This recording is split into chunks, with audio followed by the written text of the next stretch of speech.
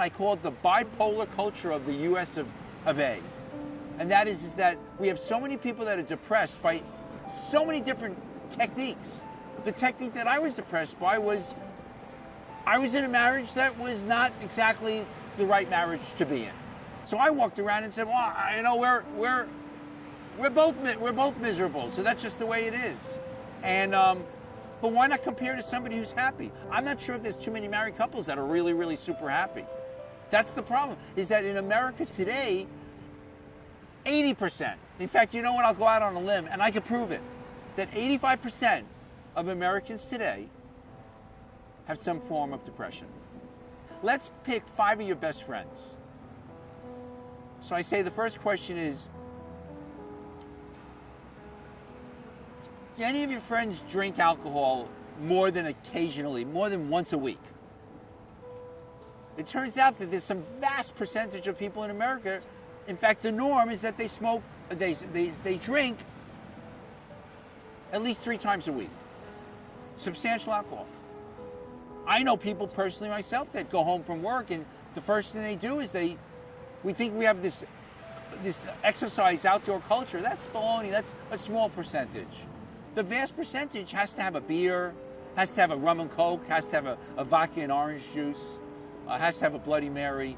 That's what people do. Why? Because that's what their parents did. That's what their friends do.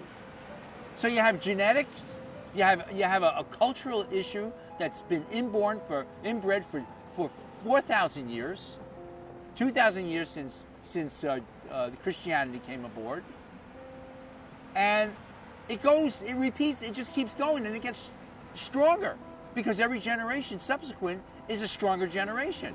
So if your parents drank, unfortunately, this is the reality, is that there's a pretty good chance that you're going to drink. Why? Well, they say, is it nature or nurture? I don't want to get into that right now, whether it's nature or nurture. I just tell you what is. I just know the facts. And the facts is that we got a messed up culture. We got a lot of people that are depressed. They're manic depressive, they're bipolar. So what it is that the statistics say is that 6 million people in America today are clinically diagnosed as manic depressive, type 2, disordered disease, borderline behavioral disorder, BPD. That's about 65 million people in America today. Now, who are those people? Those are people that have bad marriages, bad relationships at work, drink a lot of alcohol, smoke a lot of weed, do a lot of drugs, and they think that they're happy. They're not.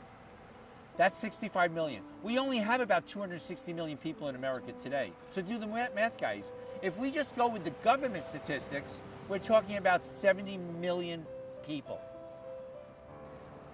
1 out of 4 people in America today, by government statistics, is depressed. Do you have any friends that has kind of a general melancholia attitude? Yeah, I'm sure you do. That they come under that category. Do you have any friends that actually are kind of depressed when you talk with them? Do you have any friends that complain a lot? That whenever you speak to them, they always have something negative to say? They fall into that category.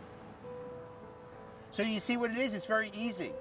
Go to each of the points, and you'll know if that person is a depressive personality. Why do you have to go through life like that? I did. It's miserable. I did for 30 years.